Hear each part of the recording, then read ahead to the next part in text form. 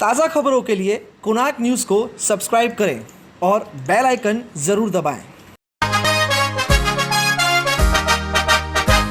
अपना शहर, अपनी बातें, अपना शहर, अपनी बातें, सुबह शाम हर रोज आपके लिए लाते, हम आपके लिए लाते। कहीं पे चोरी, कहीं पे डाका, ब्रेकिंग न्यूज में बगुन टाका, मंत्री मौजी पाड़े का काका, न्यूज अपनी चटपटा पटाका, पटा पटाखा पटा पटाखा। खबर दर खबर पहुँचे आपके घर, देखे न्यूज ये पूरा शहर। News, reviews and interviews, fresh and hot, without excuse. Without excuse, without excuse. So tune in, keep watching. पूरे शहर की बातें, अपना शहर, अपनी बातें, अपना शहर, अपनी बातें, सुबह शाम हर रोज आपके लिए लाते, हम आपके लिए लाते। कोणार्क, अपना शहर अपनी बातें। नमस्कार, स्वागत है आप सबका कोणार्क न्यूज़ अपना शहर अपनी बातें के आज के एपिसोड में। मैं मानसी दामने आपको ले चलती हूँ हमारे शहर उल्लासनगर की कुछ मुख्य खबरों की ओर। कोणार्क, अपना शहर अपनी बातें। 29 अक्टूबर को है स्थायी समिति व प्रभाग समिति के चुनाव, जिसके फॉर्म्स भरे गए 26 अक्टूबर को। इसी विषय को लेकर हमारी टीम ने मुलाकात की उल्लासनगर महानगर पालिका की सचिव से। जी मैम, आज जिस प्रकार से जो कि सभापति के लिए और जो प्रभाग समिति है उनके लिए नामांकन उम्मीदवार पत्र भरे गए, किस प्रकार से भरे गए, किन किन लोगों ने भरे और इसका जो है रिजल्ट कब आना है? आज स्टैंडिंग कमेटी प्रभाग समिति क्रमांक 1 से 4 के सभापति पद के लिए उम्मीदवारी अर्ज दाखिल करने थे और उसका समय था 3 से 5। इस बीच मेरे पास स्टैंडिंग कमेटी के नाम है इस तरह है: विजय पाटिल, श्री विजय पाटिल, श्री राजकुमार जग्यासी, श्रीमती जया प्रकाश माखीजा। ये 4 फॉर्म स्टैंडिंग कमेटी चेयरमैनशिप के लिए आज दाखिल हुए। प्रभाग समिति क्रमांक 1 के लिए श्रीमती जयश्री पाटिल और श्रीमती सुरेखा अवार्ड इन्होंने अर्ज दाखिल किए। प्रभाग समिति 2 के लिए श्रीमती शुभांगिनी निकम इन्होंने अपना अर्ज दाखिल किया है। प्रभाग समिति क्रमांक 3 के लिए श्रीमती भटीजा ज्योति, इनके 2 अर्ज आए हुए नाम निर्देशन पत्र, और श्रीमती संगीता सपकाळे। प्रभाग समिति 4 के लिए श्रीमती अंजलि चंद्रकांत साळवे, इनका अर्ज आया हुआ है। यह जो सभा है यह दिनांक 29/10/2020 को माननीय जिलाधिकारी ठाणे इनके अध्यक्ष में हुई और उसी वक्त रिजल्ट डिक्लेयर। कोणार्क, अपना शहर अपनी बातें।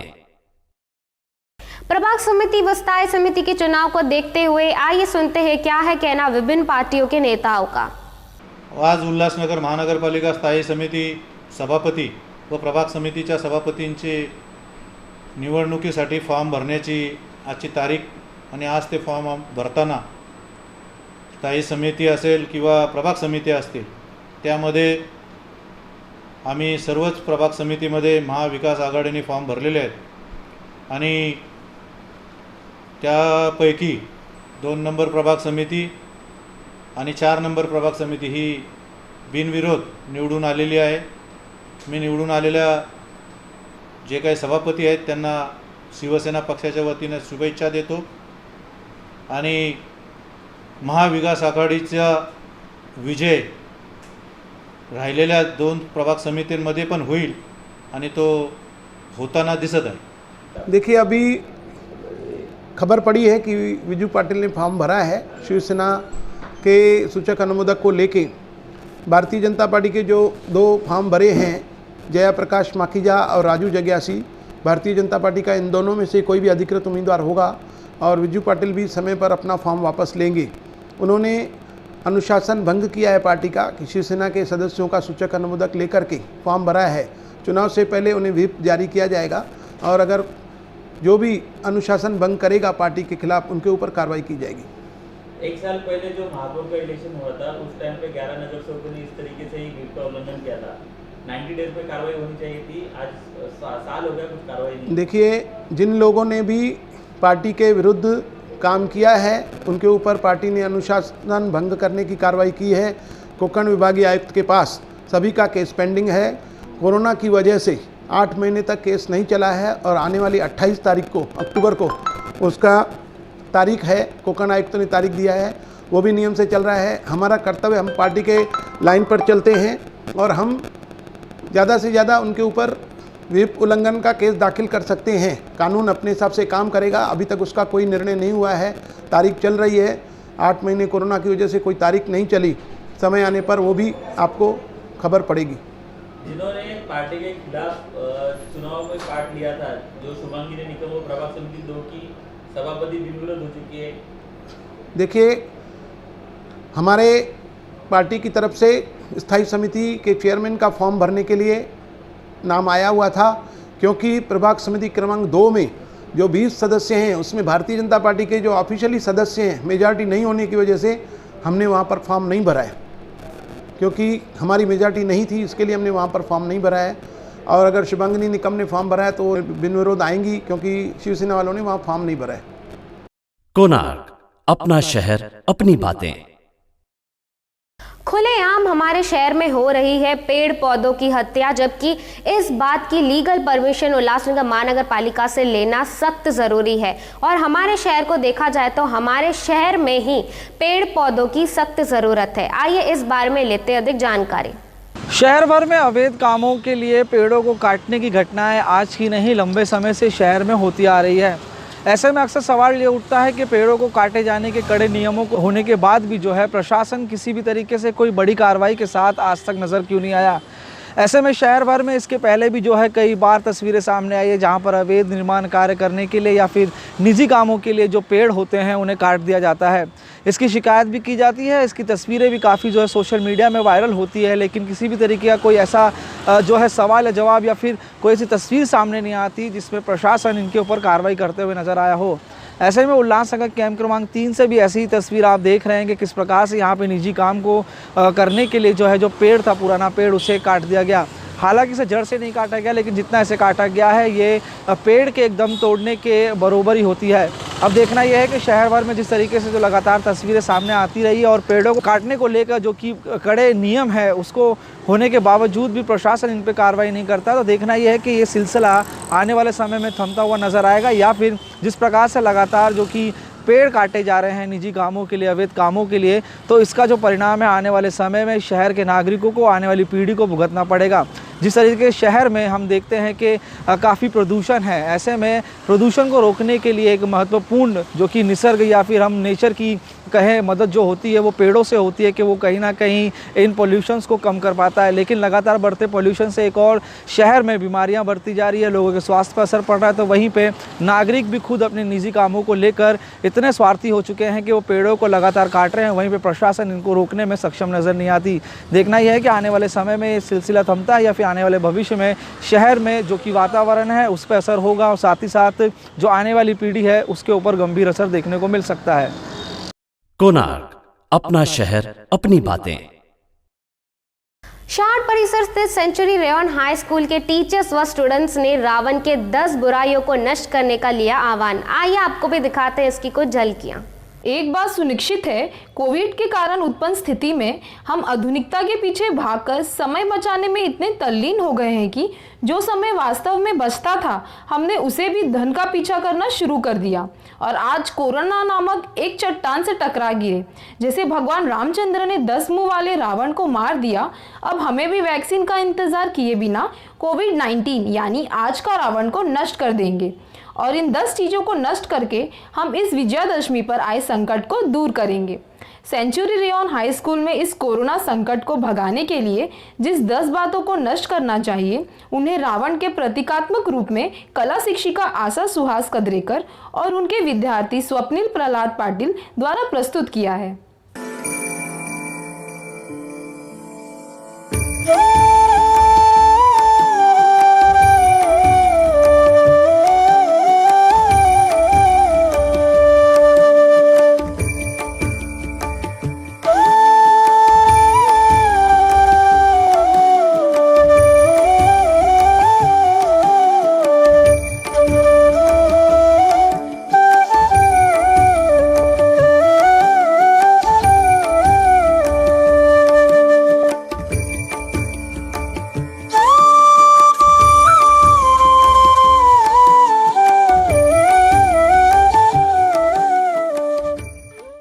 कोणार्क, अपना शहर, अपनी बातें। पूरे देश भर में नवरात्रि का पर्व बड़े ही हर्ष और उल्लास के साथ मनाया गया, लेकिन क्या हम हर त्योहार बड़े ही श्रद्धा से मनाते हैं? जी हाँ, हर त्योहार के बाद हमें अक्सर पूजा पाठ के सामान कचरे में नजर आते हैं। क्या आपके हिसाब से ये उचित है? नवरात्रि का महापर्व बड़े ही श्रद्धा भाव से मनाते हैं भक्तजन, लेकिन यह श्रद्धा और भक्ति नवरात्रि पर्व के बाद दिखाई नहीं देती। माता को चढ़ाए हुए निर्माल्य और विभिन्न चीज वस्तुएं पूजा पाठ के बाद यूं ही कूड़ादान और नाले में फेंक दी जाती हैं। यहाँ देखकर ऐसा ही लग रहा है कि श्रद्धावान भक्तजनों ने अपनी भक्ति भाव को यहाँ तिलांजलि दे दी है। ऐसे में भक्त को चाहिए कि किसी भी महापर्व के बाद निर्माल्य और पूजा पाठ से निकली हुई चीजों को किसी उचित स्थान पर अपने घर के गमले या गार्डन की मिट्टी में विसर्जित कर देना चाहिए या ऐसे स्थान पर पलायन कर देना चाहिए जहां उसका अनादर ना हो। कोणार्क, अपना शहर, अपनी बातें। सिंधु भवन का काम आंदोलन करने से पहले ही शुरू हो गया। आइए इस बारे में लेते अधिक जानकारी नगर सेवक मनोज लासी से। पिछले 1.5 साल से उल्लासनगर के सिंधी समाज के प्यार करने वाले सिंधी समाज के लोगों के अरमानों का सिंधु भवन, जो 2015 की महासभा में मेरे द्वारा राष्ट्रवादी कांग्रेस पार्टी द्वारा एक बजट में प्रस्ताव लाया गया था कि सिंधु भवन एक बनना चाहिए जहाँ पे हमारी जो सभ्यता है, हमारी संस्कृति है, हमारी जो लैंग्वेज है, बोली है, उसको हम संयोज के रखें। तो उसके लिए 2015 में 1 कोटी पास हुआ। उसके बाद हर साल लगभग 1-1 करोड़ रुपये हमने हर बजट में रखवाया है। पर पिछले 1.5 साल से ये काम बंद पड़ा था। बंद करने के कारण जो आज ठेकेदार बता रहा है या बाकी लोग जिन्होंने सिंधु भवन के नाम से राजनीति चलाई, मैं तो कहूँगा अपने घर की रोटियां चलाई, ऐसे लोग जो कारण बता रहे हैं वो कारण बेबुनियाद है। ये सीधा मैं आरोप लगाता हूँ कि कहीं ना कहीं राजनीति का शिकार सिंधु भवन हो रहा था, ठेकेदार की मनमानी का शिकार सिंधु भवन हो रहा था और महानगर पालिका के पीडब्ल्यूडी विभाग के लच्चर जो रवैया है उसका शिकार सिंधु भवन हो रहा था। लाखों लोगों की आस्था थी सिंधु भवन में कि जल्द से जल्द बनना चाहिए। बड़ी उम्मीदों से इसका काम चालू हुआ था, बड़े धूमधाम से इसका काम चालू हुआ था, पर कहीं लटक रहा था। तो इस चीज़ को मैंने पूरी तरह से अपने हाथों में लिया, पत्र व्यवहार किया, आयुक्त से बात की, संबंधित पीडब्ल्यूडी डिपार्टमेंट से बात की, सिटी इंजीनियर से बात की, पर कहीं ना कहीं रिस्पॉन्स कम मिल रहा था। तो मैंने भारतीय जनता पार्टी की तरफ से आंदोलन का इशारा दिया। मैंने 21 अक्टूबर को आयुक्त को पत्र दिया, सिटी इंजीनियर को पत्र दिया कि अगर आने वाली 26 अक्टूबर तक, सोमवार तक सिंधु भवन का काम ठेकेदार चालू नहीं करता है, जिस ठेकेदार के पास 1 करोड़ 20 लाख रुपए का एक ठेकेदार के पास और एक 15 लाख रुपए का एक ठेकेदार के पास वर्क ऑर्डर पेंडिंग है। वर्क ऑर्डर मतलब आपको काम चालू करना है और आप इस काम को थोड़ा करके बंद करके बैठे हो, तो इसके पीछे आपकी मंशा क्या है, इसके पीछे आपका सोच क्या है। आज मैं आयुक्त श्री डॉक्टर राजा दयानिधि का धन्यवाद करना चाहूँगा, मैं सिटी इंजीनियर श्री महेश चितलानी जी का धन्यवाद करना चाहूँगा, संदीप जादव जो हमारे जूनियर इंजीनियर उनका धन्यवाद करना चाहूँगा और ठेकेदार का भी धन्यवाद करना चाहूँगा जिन्होंने सिंधु भवन के निर्माण में भ्रष्टाचार न करके आज काम चालू किया। तो आज 26 तारीख को मैंने आंदोलन का इशारा दिया था भारतीय जनता पार्टी की तरफ से, सभी पदाधिकारियों की तरफ से मैं आंदोलन करूँगा। आंदोलन करने की ज़रूरत नहीं पड़ी क्योंकि आज ही काम चालू हो गया। सवेरे ही मैं साइट पे खुद गया, बाउंड्री वॉल का जो संरक्षण बीत है उसका काम चालू कर दिया है। आने वाले 2 दिनों के अंदर इंटीरियर का जो काम बकाया है, जिसमें सीलिंग है, जिसमें दरवाजे है, ग्रिल है, स्लाइडिंग है, बाकी जो काम है, ग्रिल है चारों तरफ से, उन सब का काम चालू होगा। मैं हर रोज़ ठेकेदार से और महानगर पालिका विभाग से, पीडब्ल्यूडी विभाग से इस चीज़ की समीक्षा लूँगा और मैं पूरे शहर की जनता के साथ वादा करता हूँ, जब तक ये सिंधु भवन पूरी तरह से तैयार नहीं हो जाता है और आम उल्लासनगर वासी के लिए खुल नहीं जाता है, तैयार बन नहीं जाता है, उनके इस्तेमाल के नहीं, तब तक पूरी तरह से मैं हर रोज़ इसकी अकाउंटेबिलिटी लूँगा, इसकी समीक्षा लूँगा और पूरी तरह से ध्यान केंद्रित करूँगा। आप सभी का धन्यवाद। मीडिया ने पूरी तरह से मुझे साथ दिया, चाहे इलेक्ट्रॉनिक मीडिया हो, प्रिंट मीडिया हो या हमारी जो आजकल की टैबलेट मीडिया हो, उन सब ने साथ दिया और आपके सहयोग से, आयुक्त के सहयोग से, डिपार्टमेंट के सहयोग से आज सिंधु भवन का काम शुरू हो गया है। आप सबको बधाइयाँ। कोणार्क, अपना शहर, अपनी बातें। भारत में कोरोना के न्यू केसेस की संख्या तो कम होते हुए नजर आ रही है, वैसे तो बड़ी ही खुशी की बात है, लेकिन आप सभी से फिर भी अपील है कि मास्क लगाए रखें और नियमों का पालन करें। भारत में 26 अक्टूबर 2020 को कोरोना वायरस के कुल मामलों की संख्या 79 लाख के पार हो चुकी है। सोमवार तक दर्ज होने वाले मामलों के साथ देश में अब तक दर्ज कोरोना संक्रमण की कुल संख्या 79,09,950 से अधिक है। पिछले 24 घंटे में देश में कोविड-19 के 45,146 नए मामले सामने आए, जो कि 3 महीनों में सबसे कम मामले हैं। 22 जुलाई को एक दिन में 36,724 केस दर्ज किए गए थे। हालांकि सबसे बड़ी बात यह है कि पिछले 24 घंटों में 480 लोगों की मौतें हुई है, जबकि 10 जुलाई के बाद एक दिन में सबसे कम मौत का आंकड़ा है। 10 जुलाई को 475 लोगों की मौतें हुई थी। कोणार्क, अपना शहर, अपनी बातें।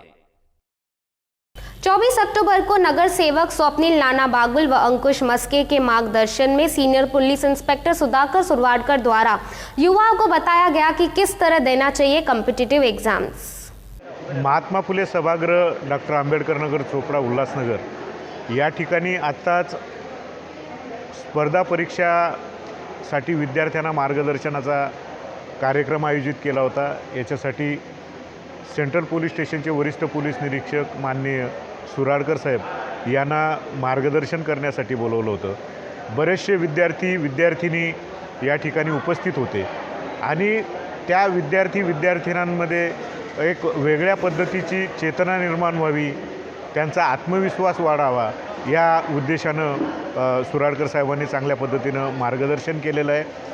पोलीस भरती असेल, स्पर्धा परीक्षा असतील, MPSC असेल, या परीक्षांना विद्यार्थ्यांनी कसं सामोरं जावं याच्यासाठी सुराडकर साहेबांनी मार्गदर्शन केलेलं आहे। मी या सगळ्या विद्यार्थ्यांना येणाऱ्या त्यांच्या भविष्यामध्ये ज्या ज्या परीक्षा असतील त्या परीक्षांना सामोरे जाण्यासाठी शुभेच्छा देतो आणि उद्या खरं म्हणजे डॉक्टर बाबासाहेब आंबेडकरांनी 1956ला धम्मदीक्षा घेतली। तो दिवस 14 ऑक्टोबर आणि दसरासुद्धा योगायोगाने होता। आता 14 ऑक्टोबर आणि दसरा असा दुहेरी संगम साधून डॉक्टर बाबासाहेब आंबेडकरांनी धम्मदीक्षा दिली। मी धम्मचक्र परिवर्तन दिनाच्या सगळ्यांना शुभेच्छा देतो। धन्यवाद। जय भीम, जय भारत। कोणार्क, अपना शहर, अपनी बातें। मंगलवार यानी कि 27 अक्टूबर को है एकादशी का शुभ दिन। आइए इस बारे में लेते अधिक जानकारी स्वामी शांति प्रकाश आश्रम के वासुदेव सचदेव जी से। सभी भक्तों को बता दें, बड़ा हर्ष हो रहा है कि अभी आखिर महीने की 27 अक्टूबर मंगलवार के दिन पापा कुंशा आश्विन शुक्ल पक्ष की एकादशी है। यह व्रत आप सभी रखें, क्योंकि इस व्रत रखने से हमारे पाप नष्ट हो जाते हैं। कृष्ण सदगुरु स्वामी महाराज जी ने और संत नामदेव ने पूरा जीवन एकादशी का व्रत रखा था। नामदेव जी कहते थे कि तीर्थों में नहीं जाए, लेकिन एकादशी का व्रत ज़रूर रखें। और स्वामी जी कह रहे थे जब भी आप बीमार होवे तभी भी आप दवा लें, लेकिन एकादशी का व्रत नहीं छोड़ें, क्योंकि रखने से आपको सब पाप नष्ट हो जाते हैं। भगवान कृष्ण की ये शक्ति है। एकादशी में एकादशी माने 10 इंद्रिय 11 मन वश में हो जाता है। और इस दिन आपको फलाहार रहने का है, बाहर की चीज़ नहीं खाने का है, चावल नहीं खाने का है। हो सके तो फल खाएं और फलाहारी भोजन करें। रात को दूध पिएं और 11 माला जय श्री कृष्ण ओम नमो भगवते वासुदेव का जाप करें। और गौशाला में जाकर गाय की सेवा करें, क्योंकि गाय में 33 करोड़ देवता विराजमान होता है। भगवान कृष्ण ने गाय की सेवा की थी। बीमारियों को नाश करने के लिए आपको गाय की सेवा ज़रूर करनी पड़ेगी। कथा इस प्रकार है। श्री युधिष्ठिर बोले कि हे भगवान, आश्विन मास की शुक्ल पक्षी का एकादशी का नाम है। इस व्रत के रखने से कौन कौन से फल मिलते हैं, तो सब कृपा करके पूरी कहिए। अब कृष्ण भगवान बोले, राजन, आश्विन माय की शुक्ल पक्ष एकादशी का नाम पाशा कुंचा है। इनके व्रत रखने से सब पाप दूर हो जाते हैं। इस एकादशी के मनवांछित फल की प्राप्ति के लिए श्री भगवान की पूजा करनी चाहिए। उस पूजा के द्वारा मनुष्य को स्वर्ग की प्राप्ति होती है। जो मनुष्य कठिन तपस्या द्वारा फल प्राप्त होते हैं, वह फल इस एकादशी के क्षीर सागर में शेष स्नान पर शयन करने वाले भगवान कृष्ण को नमस्कार करने से मिलता है। जो जैसा कर्म करता है उसे फल मिलता है। इसलिए भक्तजनों, ये एकादशी जरूर व्रतें, आपको हर कार्य में विजय प्राप्ति होगी। और जाप जरूर करें। जब भक्ति करे पाताल में प्रकट हुए आकाश, रजब तीनों लोक में छिपे नहरी का रात। जो भी भक्ति करता है उससे हर सुख की प्राप्ति होती है। आप ये चमत्कार देख सकते हैं। जाप एकादशी रखेंगे, जाप करेंगे और गीता जी का भी पाठ करेंगे। कोणार्क, अपना शहर, अपनी बातें। भारत में पहली बार थैलेसीमिया पीड़ित बच्चों के लिए महानगर पालिका की तरफ से दी जाएगी आर्थिक सहायता। आइए इस बारे में लेते अधिक जानकारी। थैलेसीमिया के बच्चों के लिए अधिक से अधिक समर्पित जिन्होंने अपना जीवन किया है, अशोक खतूजा जी, सर पीयूष आहूजा जी, जिन्हें हम एक गुरु का दर्जा देते हैं, जिनसे हमें काफ़ी प्रेरणा मिलती है, और हमारे रमेश जयरामानी जी, जो भी बहुत ही अपनी संस्था के माध्यम से सेवा के कार्य करते हैं, रानी मंगलानी जी, धर्मेंद्र जी, संतोष जी, और यहाँ पे नंदू गोयल जी, सनी जी, उपस्थित पूरी टीम। तो यह मेरा अकेले का कार्य नहीं है, यह पूरी टीम है हमारी, जो आप देख रहे हैं सबको, सबने मिलके यह प्रयास किया है कि जिस प्रकार से दिव्यांग लोगों को महानगर पालिका से अनुदान मिलता है, उसी प्रकार से यह जो थैलेसीमिया के बच्चे हैं उनको भी उन्हीं श्रेणी में लिया जाए और उन्हें यह राशि मिली जाए। तो मुझे बताते हुए आपको ये बहुत ही हर्ष होता है कि इस कार्य में हम सब ने पूरी मेहनत की है, और महानगर पालिका में आयुक्त साहब से भी बात की है, और जिस प्रकार से इन्हें सर्टिफिकेट, हैंडीकैप सर्टिफिकेट है, उसी के आधार पे आज से जैसे इनकी कैंप हम ऑर्गेनाइज करने जा रहे हैं, इनके फॉर्म भरे जाएंगे और इनको हर महीने का 1000 और एक साल के 12,000 राशि के रूप में इनको मिलेंगे। जो थैलेसीमिया के बच्चे हैं, आज यहाँ पे थैलेसीमिया तो महीने में 2 बार या 3 बार जिसको जितनी ज़रूरत रहती है वो यहाँ पे करवाते हैं, लेकिन उसके अलावा भी उनके कभी कभी दवाइयों के खर्चे, उनके घर के खर्चे, आने जाने की ट्रांसपोर्ट का किराया उनके घर वाले भी अफोर्ड नहीं कर पाते हैं। तो आज उनको जो राजू जग्यासी या हमारे भारतीय जनता पार्टी की पूरी टीम ने कोशिश करके उन बच्चों को 1,000 रुपया मंथली राशि और साल का 12,000 रुपया उनको अनुदान के रूप में दिलाया है। मेरे हिसाब से ये 12,000 रुपया कम है। मैं कोशिश करूंगा कि सरकार के पास जाके कि कम से कम एक बच्चे को 5,000 रुपया महीने का मिलना चाहिए, चाहे भले वो सरकार आमदार निधि में से पैसे काटे या अपने सरकार अपनी तिजोरी में से दे। ये बच्चे बेचारे नाजुक रहते हैं, इनकी लाइफ भी जो है ऊपर वाले के हाथ में रहती है, और इतनी पीड़ा, इतनी तकलीफ सह के भी बच्चे लोग खुद को खुश रख के आगे चलते हैं। और मैं भगवान के दर प्रार्थना करूंगा, जो भी बच्चे थैलेसीमिया के हैं उन सबको भगवान बड़ी हयाती दे, बड़ी उम्र दे, और उनकी जो भी तकलीफ़ें हैं हम मिलके उनका सॉर्ट आउट करेंगे। धन्यवाद। आज हमारे थैलेसीमिया बच्चों के लिए, उल्लासनगर के थैलेसीमिया बच्चों के लिए बहुत ही खुशखबरी का दिन है, और उसके लिए हमारे जो क्रेडिट जाती है हमारे जग्यासी सर को जाती है। तो आज जो हमारे जो बच्चे हैं, जो थैलेसीमिया मेजर बच्चे हैं, उनको हैंडीकैप सर्टिफिकेट मिला हुआ है। ये दिव्यांग में काउंट हो रहे हैं 2 साल से। गवर्नमेंट ने इनको दिव्यांग में फैसिलिटी दी है, पर दिव्यांग का जो बाकी फैसिलिटी मिलना चाहिए, जैसे दिव्यांग को पेंशन मिलती है म्यूनसिपैलिटी की तरफ से, गवर्नमेंट की तरफ से, वो अभी तक नहीं मिल रही थी। तो मैंने सब जगह से काफ़ी कोशिश की, आखिर हमारे जग्यासी सर ने बहुत कोशिश की कमिश्नर से, इनसे उनसे मिलके, और ये काम जो है सेंक्शन हो गया, और इनकी मेहनत जो है रंग लाई। और आज हम जो है सब बच्चे आए हैं, तो आज इनका जो फॉर्मेलिटी जो है पूरी करेंगे। फॉर्मेलिटी पूरी करने के बाद जो भी इनको जो अनुदान मिलना चाहिए वो मिलेगा। तो ये जो थोड़ा बहुत अनुदान जो है इनके लिए काफ़ी हेल्प है। साल में जो 12,000 इनको जो मिलेगा, तो इनके मेडिसिन के लिए या जो आने जाने का खर्चा है, मेडिसिन हम लोग जो है गवर्नमेंट की तरफ से इनको कोशिश करके फ्री देती, पर काफ़ी ऐसी मेडिसिन है जो गवर्नमेंट में नहीं मिलती है। यहाँ जैसे इनका और भी कभी कभी इमरजेंसी में कोई टेस्ट हो गया, कुछ खर्चा होता है, तो काफ़ी हेल्प मिल जाएगी। कोणार्क, अपना शहर, अपनी बातें। वायरल ट्रेंड्स जो बदल दे आपकी सोच।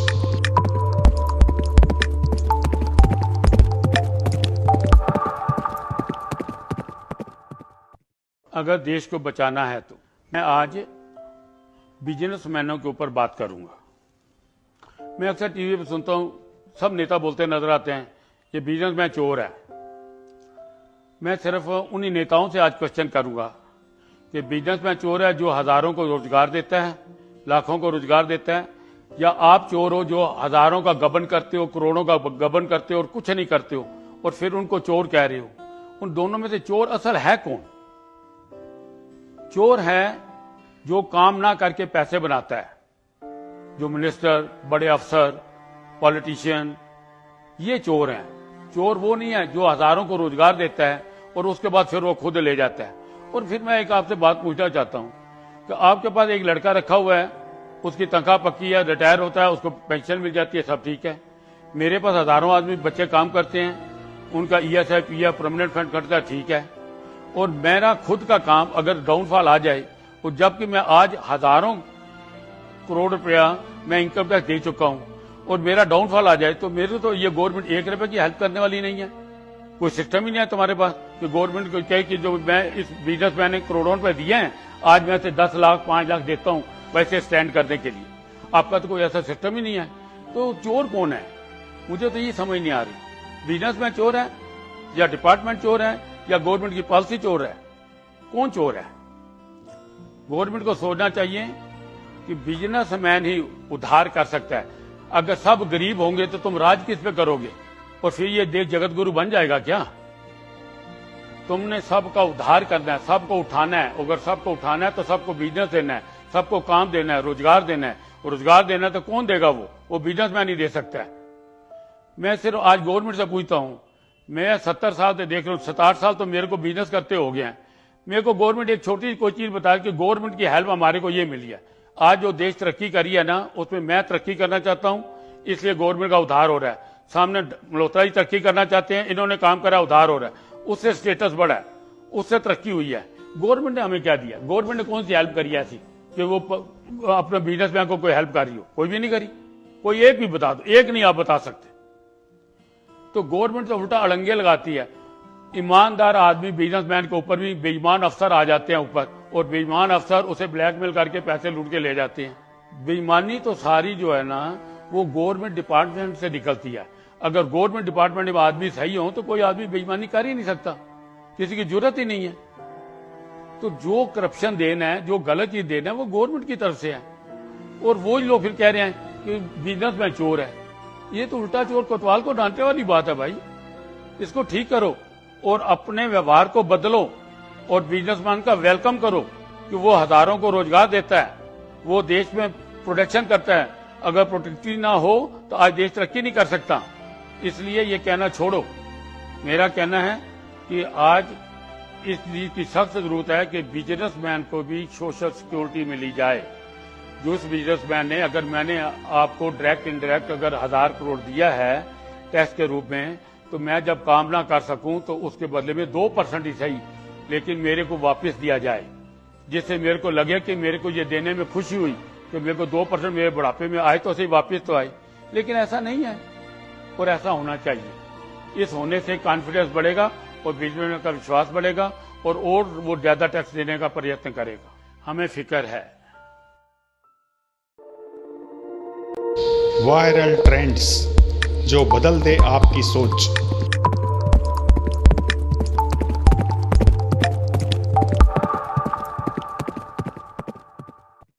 कोणार्क, अपना शहर, अपनी बातें। तो बस आज के लिए इतना ही। अगर आप कोई भी खबर हम तक पहुंचाना चाहते हो तो आप हमसे नीचे दिए हुए नंबर पर संपर्क करें। साथ ही साथ अब हम आपको छोड़ जाते हैं हल्के फुल्के क्षणों के साथ। धन्यवाद।